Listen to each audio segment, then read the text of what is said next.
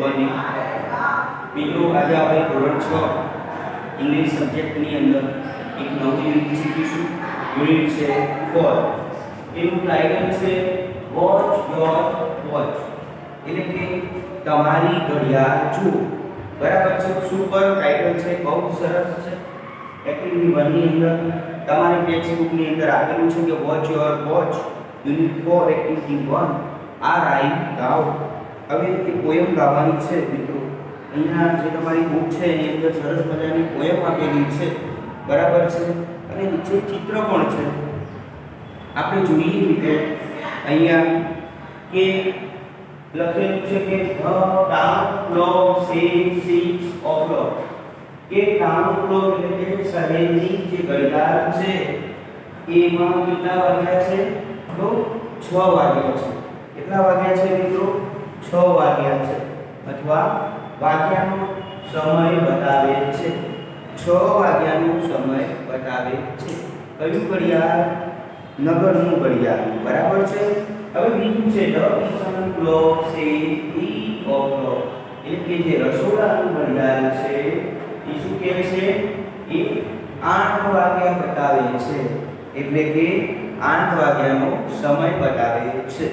એના પછી છે મિત્રો અહીંયા ડેડીઝ વોચ સેઝ 7 o'clock, કે ડેડીની જે ઘડિયાળ છે, પપ્પાની ઘડિયાળ, એ 7 વાગ્યાનો સમય બતાવે છે.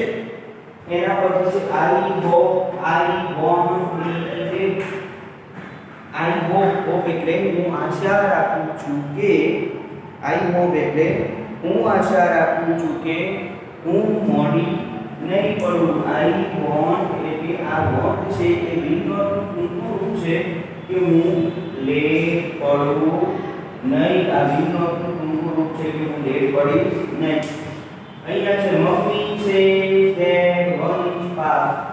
મમ્મીએ કહ્યું કે, મમ્મી શું કહે છે? કે મમ્મીએ કહ્યું કહે છે કે એક ઘડિયાળ જે છે એ ફાસ્ટ ફરે છે. એ ફાસ્ટ છે એટલે કે આગળ છે. અને 1 is 1 hour late, અને એક ઘડિયાળ છે 1 કલાક લેટ છે. 1 is right, એક સાચી છે. but which is it, પરંતુ તે કઈ સાચી છે? એવો પ્રશ્ન છે વિદ્યાર્થી મિત્રો. અને છેલ્લી લાઈન છે I really do not know, કે ખરેખર હું જાણતી નથી. અહીંયા કોણ કહે છે? મને ખબર નથી. હવે મિત્રો આજે આપણે યુનિટ એક્ટિવિટી 1 યુનિટ 4 ની અંદર આપણે આજે પોયમ જોઈ ગયા. એમાં મિત્રો આના જે કેટલાક સ્પેલિંગ્સ છે. બરાબર છે. માનો કે ટાઉન છે, કિચન છે, વોચ છે, 7 છે. આ બધા સ્પેલિંગ્સ નંબરમાં આપેલા છે. પેજ નંબર છે એનામાં 47. તો એ જે નંબરના સ્પેલિંગ્સ આપેલા છે એ લખવાના છે તમારી ટેક્સ્ટ બુકની નોટબુકમાં, અને એ તમારે પ્રિપેર પણ કરવાના છે. હવે મિત્રો એના પછી આપણે જોઈએ કે તમારા શિક્ષક નીચેના જેવા પ્રશ્નો પૂછશે. આવા જો અહીંયા છે એક પોસ્ટર આપેલો છે. ચિત્રની મદદથી તેના જવાબ આપવાના છે. તે જવાબો અને કવિતાને આધારે નીચેના કોઠામાં વિગતો ભરવાની છે. Where is the minute, hand is daddy watch. જો અહીંયા એક્ઝામ્પલ આપેલું છે વિદ્યાર્થી મિત્રો કે where is the minute hand in daddy's watch, કે ડેડીની ઘડિયાળમાં કેટલી મિનિટ થઈ છે. બરાબર છે. કેટલા ક્યાં છે એમ. અને પછી એનું શું કરવાનું છે? ચિત્રની મદદથી એનો જવાબ આપવાનો છે, અને એ જવાબ કવિતાના આધારે આપણે પુસ્તકમાં લખવાનો છે. તો મિત્રો અહીંયા આપણે જોઈએ કે અહીંયા આપણે એક એક્ઝામ્પલ જોઈએ છીએ કે hour and short hand. Short hand એટલે કે નાનો કાંટો. બરાબર. એ કલાક કાંટો છે. અને મિનટ હેન્ડ લોંગ હેન્ડ. બરાબર છે. મિનટ હેન્ડ લોંગ હેન્ડ એટલે કે શું છે? લાંબો કાંટો એટલે કે મિનિટ કાંટો છે. હવે મિત્રો આપણે ઘડિયાળ છે વોચ, એની અંદર આપણે જોઈએ તો 3 પ્રકારના કાંટા છે. બરાબર છે. એક આવો નાનો કાંટો હોય છે. બરાબર. કેવો હોય છે? નાનો કાંટો. બરાબર. પછી એક તો તેનાથી મોટો હોય છે. આ જે છે ઓવરહેન્ડ કહી શકાય, બરાબર છે. એને શું કહી શકાય? ઓવરહેન્ડ એટલે કે મોટો નાનો કાંટો એ જેને કલાક કાંટો કહેવાય. આ જે છે એ મિનર હેન્ડ કહેવાય, એટલે કે મિનર હેન્ડ એટલે કે મિની કાંટો કહેવાય છે, બરાબર છે. અને એક લાંબો હોય છે જે પ્રયાસ કરે છે તેને સેકન્ડ હેન્ડ કહેવાય, એટલે કે એને કયો કાંટો કહેવાય? સેકન્ડ કાંટો કહેવાય, બરાબર છે. મિત્રો તમને આ ખબર જ હશે. આપણે જોઈએ કે ટાઉન ક્લોક, કિચન ક્લોક કેટલા વાગ્યાની છે અને ડેલી વોચની શું છે?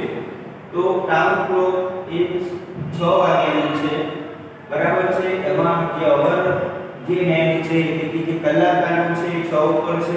કિચન ક્લોકની અંદર જે કલાક કાંટો છે 8 ઉપર છે અને ડેલી વોચ જે છે એનો કલાક કાંટો 7 ઉપર છે. હવે મિનર હેન્ડ, લોંગ હેન્ડ એ 12 એટલે કે મિનિટ કાંટો જે છે એ ક્યાં છે? તો 12 ઉપર છે, એટલે કે 6 વાગ્યા છે. આ અહીંયા આ પણ 12 ઉપર છે એટલે કે 8 વાગ્યા છે અને આ 12 એટલે કે આ પણ 7 વાગ્યા છે, બરાબર. અહીંયા પ્રશ્ન પૂછેલો છે કે બે એક્ઝામ્પલ આપેલા છે મિત્રો. બીજા એક્ઝામ્પલ તમારી જાતે તમારા હોમવર્કમાં લખવાના છે. તો આ બીજા જે અધર જે છે સેન્ટેન્સ એ હોમવર્કમાં લખવાના છે અને સ્પેલિંગ પણ તમારે હોમવર્કમાં લખવાના છે. Where is the minute hand daddy's watch કે ડેડીની ઘડિયાળમાં કેટલી મિનિટ થઈ છે? તો એટ 12. મિનર હેન્ડ એટલે કે મિનિટ કાંટો કે ક્યાં ઉપર છે? ક્યાં છે? તો 12. અહીંયા મિત્રો છે સેકન્ડમાં કે where is the hour hand in the kitchen clock, કે જે રસોડાની ક્લોક છે એમાં વેર is the hour hand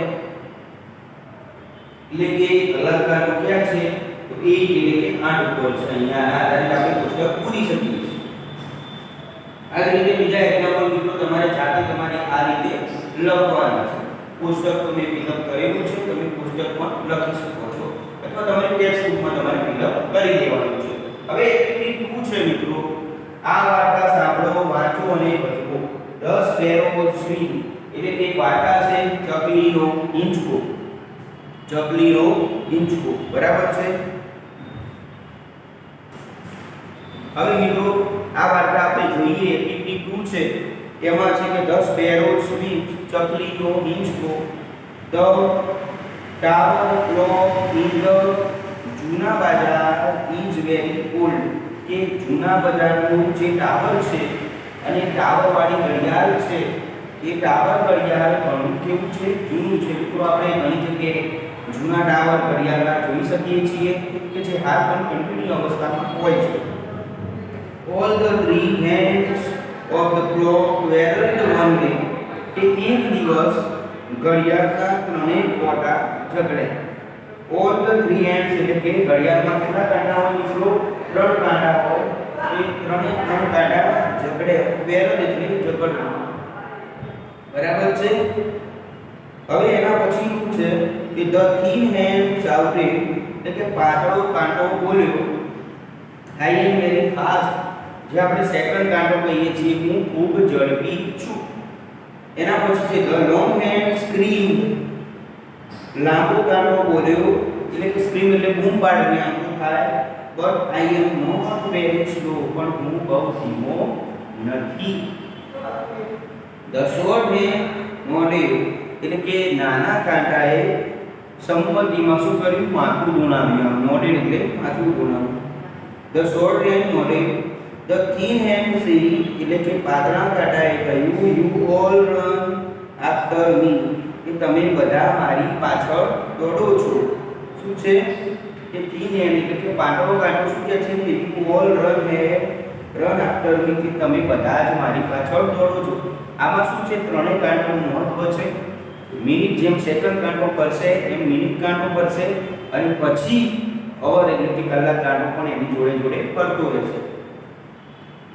The thin hand said, you all run after me, કે પાતળા કાંટાએ કહ્યું તમે બધા મારી પાછળ દોડો છો.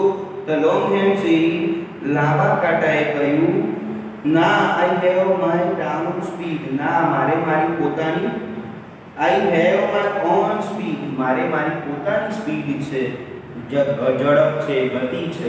એવું કોણે કહ્યું? તો લાંબા કાંટાએ કહ્યું, એટલે કે મિનિટ કાંટાએ કહ્યું. The short hand said nothing, નાનો કાંટાએ કહ્યું કંઈ બોલ્યો નહીં. ધ થિન હેન્ડ ટિક-ટોક, એટલે કે પાતળા જે કાંટો છે એને ટિક-ટોક કરતો કહ્યું I am useful in science and sports, કે હું વિજ્ઞાન અને રમતોમાં ઉપયોગી છું. કેમ? કારણ કે સેકન્ડ માટેની ગેમ હોય છે, સેકન્ડ માટેના જે મિસાઇલ છોડવાના હોય છે, વિજ્ઞાનની અંદર પણ ઘણું બધું કામમાં આવતું હોય છે, એટલે કે છે ધ લોંગ હેન્ડ ટિક-ટોક, લાંબો કાંટોએ ટિક-ટોક કરતો કહ્યું I am important for all the people, કે હું બધા લોકોને ઉપયોગી છું.